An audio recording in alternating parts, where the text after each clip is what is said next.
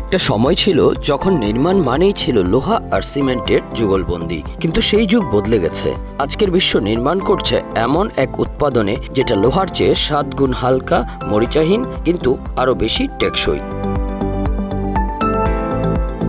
এর নাম জিএফআরপি, মানে glass fibre reinforced polymer. Canada থেকে জাপান, জার্মানি থেকে চীন, পুরো দুনিয়া এখন জিএফআরপি রডের জয়যাত্রায়, যা বদলে দিচ্ছে নির্মাণ শিল্পের ধারা। জিএফআরপি হলো এক ধরনের কম্পোজিট রড যেটা গ্লাস ফাইবার এবং বিশেষ পলিমার দিয়ে তৈরি। এই উপাদান একদিকে যেমন হালকা, অন্যদিকে তেমনি অবিশ্বাস্যভাবে শক্তিশালী। এটি লোহার মতো বিদ্যুৎ পরিবাহী নয়, পানিতে বা লবণাক্ত পরিবেশে ক্ষয় হয় না, মরিচা তো দূরের কথা। অর্থাৎ যারা সমুদ্র পাড়ে হোটেল, রিসোর্ট কিংবা বাড়ি বানাতে চান, তারা এটি ব্যবহারে কার্যকরী সমাধান পাবেন। 1 টন লোহার কাজ জিএফআরপি দিয়ে করা যায় মাত্র 130 কেজিতে। এর অর্থ কম খরচ, কম পরিবহন ব্যয় এবং দীর্ঘস্থায়ী কাঠামো। জিএফআরপি এর গবেষণা শুরু হয়েছিল 1960 থেকে 70-এর দশকে, মূলত মহাকাশ ও সামরিক খাতে হালকা উপাদান তৈরির লক্ষ্যে। এরপর 1990 সাল থেকে শুরু হয় নির্মাণ শিল্পে এর ব্যবহার।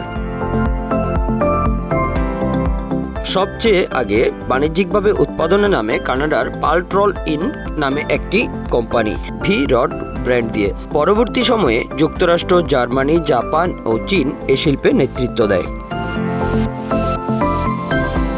জিএফআরপি রড লোহার তুলনায় 7 থেকে 8 গুণ হালকা। যেখানে লোহার সবচেয়ে বড় সমস্যা হলো মরিচা ধরা, সেখানে জিএফআরপি কখনো মরিচা ধরে না, কারণ এটি ধাতব নয় এবং পানির সংস্পর্শে রাসায়নিক বিক্রিয়ায় ক্ষয়প্রাপ্ত হয় না। ফলে উপকূলীয় বা পানি নির্ভর এলাকায় এটি উত্তম বিকল্প।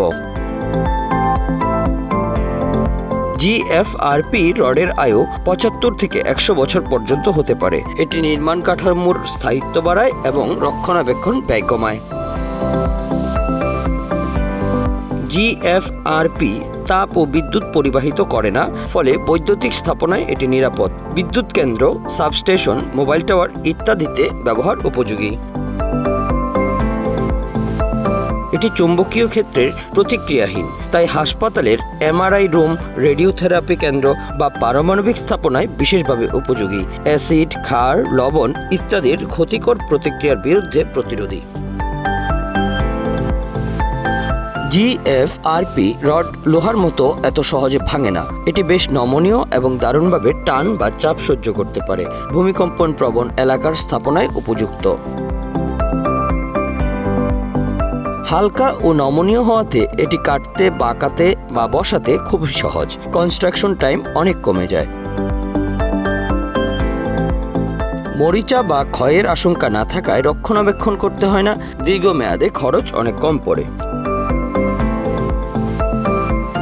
আজ জিএফআরপি শুধুই ভবিষ্যতের প্রযুক্তি নয়, এটি বর্তমানে বিশ্বের শত শত বড় বড় প্রকল্পে ব্যবহার হচ্ছে। বাংলাদেশে জিএফআরপি এখনো শুরুর পর্যায়ে, তবে কিছু প্রকল্পে ইতিমধ্যে এর ব্যবহার দেখা গেছে, বিশেষ করে উপকূলীয় অঞ্চলে, যেখানে লোহার মরিচা ধরা বড় চ্যালেঞ্জ। এছাড়া পূর্বাচল, নতুন শহর, পদ্মা সেতু সংলগ্ন উন্নয়ন প্রকল্পে পরীক্ষামূলকভাবে জিএফআরপি ব্যবহারের উদ্যোগ নেওয়া হয়েছে। Bangla affairs news desk.